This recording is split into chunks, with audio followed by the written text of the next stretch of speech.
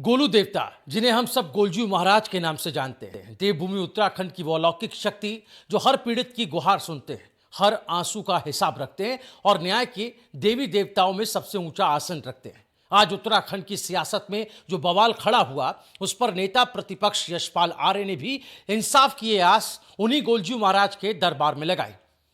कहा जाता है गोलजू देवता हर याचना सुनते हैं, देर भले हो लेकिन अंधेर नहीं करते। और यहां विश्वास लेकर नेता प्रतिपक्ष यशपाल आर्य ने फेसबुक पर अपनी पीड़ा जाहिर की है।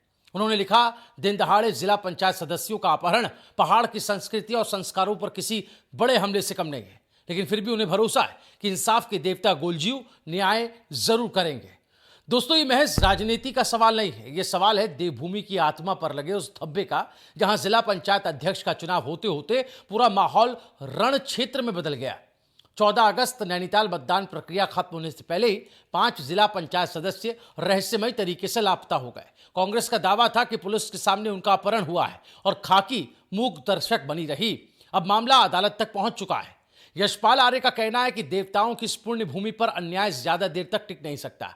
न्याय के देवता गोलजू हर आंसू और याचना की सुनवाई करने के साथ पीड़ित के जख्मों पर मरहम भी लगाते हैं।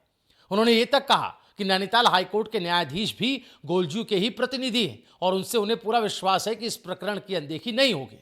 यहां ध्यान देने वाली बात यह भी है कि मुख्यमंत्री पुष्कर सिंह धामी खुद चंपावत से आते हैं और चंपावत ही वो पावन धाम है जहां गोलजू देवता का जन्म और कर्मभूमि माना जाता है। यहां यानी अन्याय की जड़ें यहां कभी जम ही नहीं सकती। यशपाल आर्य ने इसी आस्था के सहारे जनता को संदेश दिया है कि चाहे सत्ता के गलियारों में कितनी भी जोड़ तोड़ क्यों ना हो, अंततः न्याय का तराजू गोलजू महाराज के दरबार में ही संतुलित होता है। कहा जाता है अगर किसी के साथ अन्याय हो तो बस एक कागज पर अपनी याचना लिखकर गोलजू देवता के मंदिर में टांग दो, फिर देखो कैसे सच्चाई सामने आती है, झूठ उजागर होता है और न्याय की जीत होती है। देवभूमि के लोग मानते हैं कि गोलजू महाराज सचमुच के न्यायाधीश हैं। उनके दरबार में ना कोई वकील चाहिए, ना कोई दलील, बस सच्चाई की आवाज चाहिए। आज जब उत्तराखंड की राजनीति के आंगन में इस तरह का बवाल मचा हुआ है, तो सवाल सिर्फ ये नहीं कि अगला जिला पंचायत अध्यक्ष कौन होगा, सवाल यह है कि क्या सत्ता का खेल देवभूमि की संस्कृति और लोकतंत्र की जड़ों को हिला सकता है।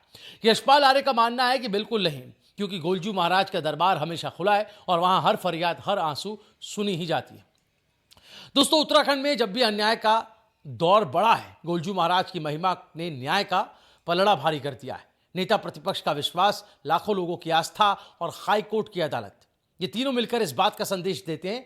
तो अब निगाहें लगी हैं अदालत की चौखट पर और गोलजू महाराज के दरबार पर, क्योंकि अगर राजनीति का फैसला सत्ता और रणनीति से होगा तो न्याय का फैसला सिर्फ और सिर्फ गोलू देवता करेंगे। गोलजू महाराज जो हर याचना सुनते हैं, हर जिनके दरबार में अन्याय टिक नहीं सकता। वैसे इस खबर पर आपकी प्रतिक्रिया क्या है, आप जरूर कमेंट करके हमें बताइएगा और इस वीडियो को ज्यादा से ज्यादा शेयर करें। उत्तराखंड से जुड़ी तमाम बड़ी और अहम खबरों के लिए अभी राजकुमारी चैनल को सब्सक्राइब कर लें।